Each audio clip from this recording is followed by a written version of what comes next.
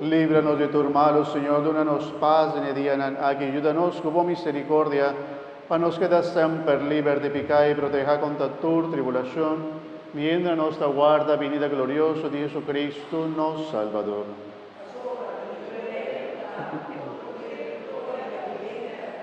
Señor Jesucristo, vos viste, vos apóstol, en la mitad larga, vos paz, mi da una voz.